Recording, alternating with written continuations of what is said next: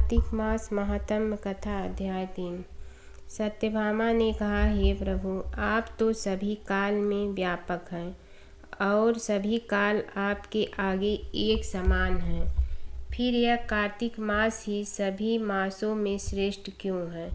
आप सब तिथियों में एकादशी और सभी मासों में कार्तिक मास को ही अपना प्रिय क्यों कहते हैं?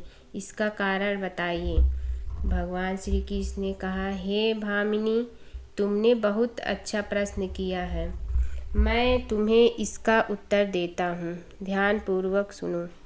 इसी प्रकार एक बार महाराज बेन के पुत्र राजा पृथु ने प्रश्न के उत्तर में देवर्षि नारद से प्रश्न किया था और जिसका उत्तर देते हुए नारद जी ने उसे कार्तिक मास की महिमा बताते हुए कहा, हे राजन, एक समय शंख नाम का एक राक्षस बहुत बलवान एवं अत्याचारी हो गया था। उसके अत्याचारों से तीनों लोकों में त्राहि त्राहि मच गई। उस शंखासुर ने स्वर्ग में निवास करने वाले देवताओं पर विजय प्राप्त कर इंद्रादि देवताओं एवं लोकपालों के अधिकारों को छीन लिया।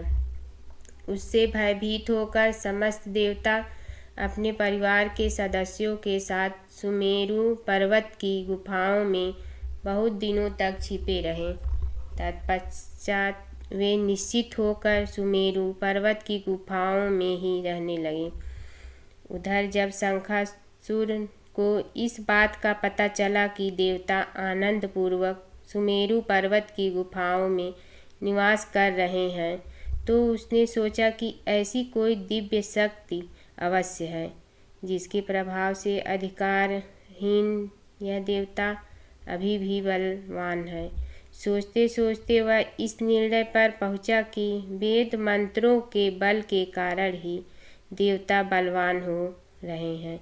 यदि इनसे वेद छीन लिए जाए तो वे बलहीन हो जाएंगे। ऐसा विचार कर शंखासुर ब्रह्मा जी के सत्यलोक से शीघ्र ही वेदों को हर लाया। उसके द्वारा ले जाए जाते हुए भय से उसके चंगुल से निकल भागे और जल में समा गए। शंखासुर ने वेद मंत्रों तथा बीज मंत्रों को ढूंढते हुए सागर में प्रवेश किया, परंतु न तो उसको वेद मंत्र मिले और न ही बीज मंत्र।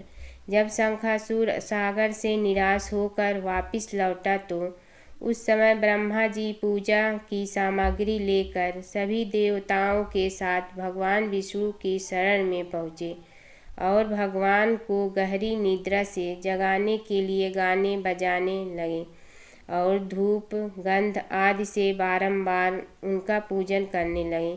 धूप दीप नववेद आदि अर्पित किए जाने पर भगवान की निद्रा टूटी और वह देवताओं सहित ब्रह्मा जी को अपना पूजन करते हुए देखकर बहुत प्रसन्न हुए तथा कहने लगे, मैं आप लोगों के इस कीर्तन एवं मंगलाचरण से बहुत प्रसन्न हूँ।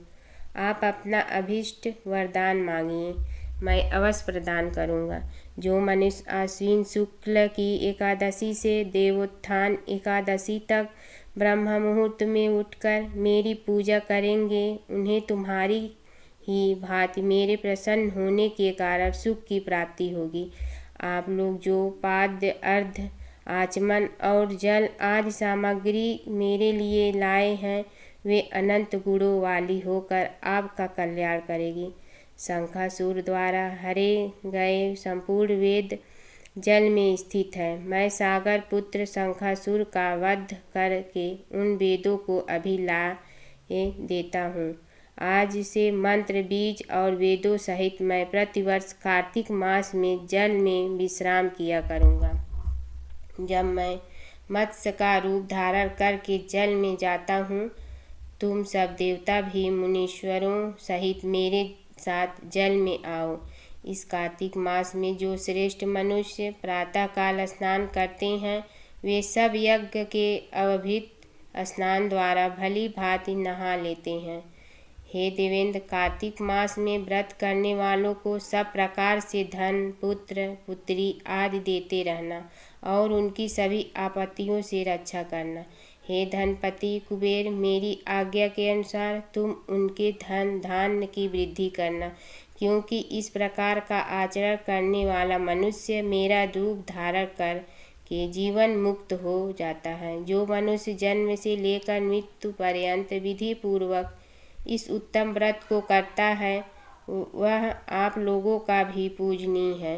कार्तिक शुक्ल पक्ष की एकादशी तिथि को तुम लोगों ने मुझे जगाया है, इसलिए यह तिथि मेरे लिए अत्यंत प्रीतिदायिनी और माननीय है। हे देवताओं, यह दोनों व्रत नियम पूर्वक करने से मनुष्य मेरा सानिध्य प्राप्त कर लेते हैं। इन व्रतों को करने से जो फल मिलता है वह अन्य किसी व्रत से नहीं मिलता। अतः प्रत्येक मनुष्य को सुखी और निरोग रहने के लिए कार्तिक महात्म्य और एकादशी की कथा सुनते हुए उपर्युक्त नियमों का पालन करना चाहिए।